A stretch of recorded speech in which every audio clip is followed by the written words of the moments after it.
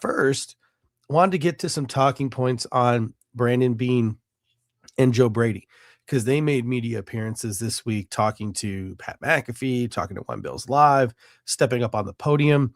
And boy, did they have some things to say. And I'll tell you what, since that Joe Brady opening press conference, a lot of the things that Brandon Beane and Joe Brady have said have been a little frustrating, right? Like, I'm putting my best foot forward here, right?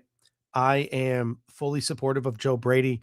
I think that I'm going to give him a shot. I like the staff that he has put together. I like some of the things that he is saying, but some of the things that I heard in Indianapolis this week, not the most encouraging, I think, if you're a Buffalo Bills fan. I think the number one frustration that we as fans keep hearing is the consistent excuse, and it came from both Brandon Beane and Joe Brady this week about Josh Allen's contract. It's getting a little old. It's getting a little tiresome. They are acting like we as fans aren't smart enough to know how the NFL salary cap works. It doesn't seem to hold the Chiefs back that they have to pay a franchise quarterback.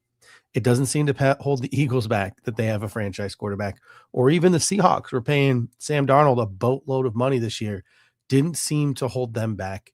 Brandon Beane a couple of years ago said he doesn't want to go and be reckless with his spending and end up like the Rams. Well, the Rams won a Super Bowl, tore it down, and rebuilt back to the level of the Bills within 3 years, and the Bills still haven't been to a Super Bowl. So some of these things that Brandon Beane is saying, it's getting a little tiresome, especially when you look at the salary cap situation. That's even more frustrating. Von Miller's dead cap this year, the $25 million plus million dollars in void years for guys like Bosa and Milana, et cetera, the dead cap that they have. I didn't even realize this until this morning when WGR posted it, but Josh Palmer is the sixth highest paid wide receiver 2 in the National Football League, and Curtis Samuel is the highest paid wide receiver 3. It is really hard to trust Brandon Beane with the salary cap right now. This is a pivotal offseason for him because does he likely have a 2-year window because he just got to hire his new head coach? Yes, he probably does. But in reality, this is a guy who should be on a 1-year leash. He really should be. He should have been out the door with Sean McDermott. A lot of people will say, do you really trust Terry Pagula to go and hire a new head coach and a new GM? No, I don't. But if you are saying fair is fair, both of these guys probably should have been out the door. To me, this needs to be a short leash for Brandon Beane because on top of all the cap frustrations that we have to deal with as fans, there was some really confusing commentary on Khalil Shakir this week. You have Joe Brady coming out and saying, "Oh, Khalil Shakir, he can play inside and outside. It doesn't matter. We want to use him everywhere. He's a versatile guy." Well, Joe, you were the offensive coordinator for the last 2 years. Why wasn't Khalil Shakir used inside and outside? Why was he primarily a slot screen merchant for at least the past season? That's on you. Are you insinuating Sean McDermott is the person who made you throw all those screen passes to Khalil Shakir and not let him play outside, not let him go vertical, etc.? Brandon Beane was on Pat McAfee and says, we don't care about inside or outside receivers. We're just looking for positional receivers, the best receivers we can possibly assemble. Yet the guys that they have on their roster or have rostered the past 2 years, very rigid in their roles. And the Bills sub guys in and out a ton. Like when Tyrell Shavers and Gabriel Davis are on the field, the Bills are doing one thing. When Brandon Cooks is on the field, the Bills are doing another thing. Khalil Shakir rarely moving from that slot. So Brandon Beane and Joe Brady are talking about wide receiver usage in a way that we have not seen wide receiver usage on the football field. So is that about to change? Right? Was all of this Sean McDermott doing? I have a hard time believing 100% that it was. There was some commentary on Dalton Kincaid. His 5th-year extension is going to be picked up at some point, Brandon Beane says. He blamed injuries and his inline blocking abilities as the reason why he didn't see the field as much as maybe you would expect a guy like Dalton Kincaid to see the field. That is something that needs to change. Dalton Kincaid needs to be on the field more next season. I, quite frankly, am shocked that he chose not to get the surgery, right, this offseason that everyone wants him to get. Because to me, Joe Brady talked a lot about being from that Sean Payton tree. He brought in Pete Carmichael, whether it's Marquise Colston or whether it's Jimmy Graham.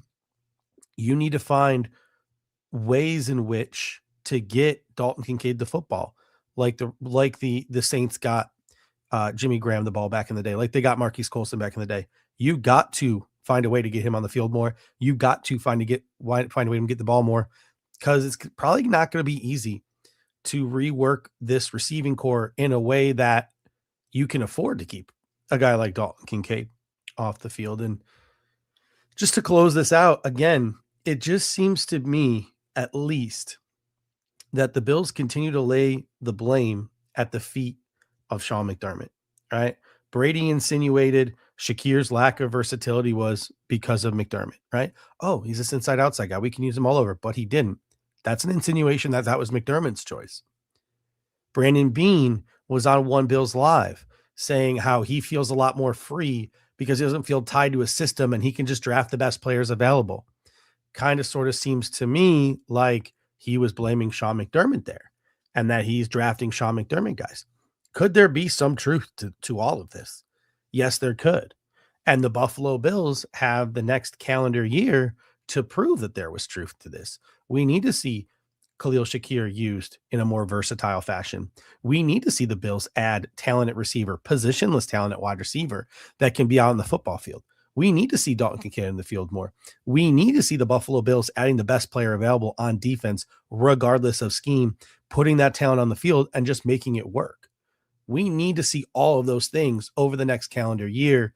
To me, that's going to be super critical.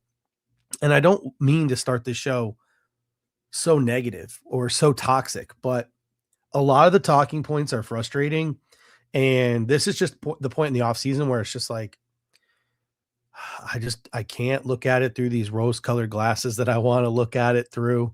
I'm just getting a little bit, I don't know, like frustrated. Like, enough talk, go play football, and we're not going to see football for months and months and months. So it's just something that sort of eats away at you, I guess, a little bit. So apologies for maybe starting a little toxic or negative. And Claude Puig comes in and says the Bills are clearly in spin mode. Yes, they are 100% in spin mode. I'm just looking forward to them getting out of spin mode. And I think free agency coming up in 2 weeks here. I think the top 30 visits, and I think eventually the NFL draft will help take the Buffalo Bills out of spin mode, will help take us out of maybe, and again, speaking for myself, right, this toxic mode, and maybe get some more encouraging conversations here. The second thing that I noticed about the combine this year is the RAS scores. And it really started to hit me this year when I saw just how many guys are refusing to do certain parts of testing, specifically the agility testing. Like Jeff Caldwell, the wide receiver out of Cincinnati, blew up the combine, right? 10 RAS, perfect score for his size, that speed and that vert and that broad. It's like 99th percentile. What a great athlete. He didn't do any agility drills. He's a great linear athlete, but is he really like a great complete athlete? How complete is that 10 RAS? And my hot take here, because I know Bills Mafia is going to be all about RAS like they are every offseason. I think RAS, quite frankly, is irrelevant if players don't do the full gambit of combine drills. Now, if they go and they do them at their pro day and that information is added to the RAS score, then yes, I think RAS is a relevant data set to look at. But to me, if the player doesn't do the full gambit of drills or most of the drills, right, it doesn't, to me, paint any type of picture when they're only doing the things that they are best at. It also doesn't take into account things like arm length, which I think is also a major factor in certain positions. So I know RAS is something we have mentioned a ton on this show in the past, but to me, I think with the way things are going in the National Football League, with a lot of guys just kind of refusing to go compete at the combine and only doing the things they are best at, like we're going to see the safety 40s. Like the safety 40s were ridiculous this year, like absolutely insane. Nobody's ever seen safeties fly like the safeties fly this year. But guess what? The only safeties that ran were the safeties that knew they were going to run well. All the other safeties just sat it out, right? Because they knew they weren't going to run well. So to me, it's a piece of the puzzle, but I don't think Raz is going to be something that we talk about as much on the show this year. All right. In a moment, we're going to get to position by position breakdowns of all the action in Indianapolis.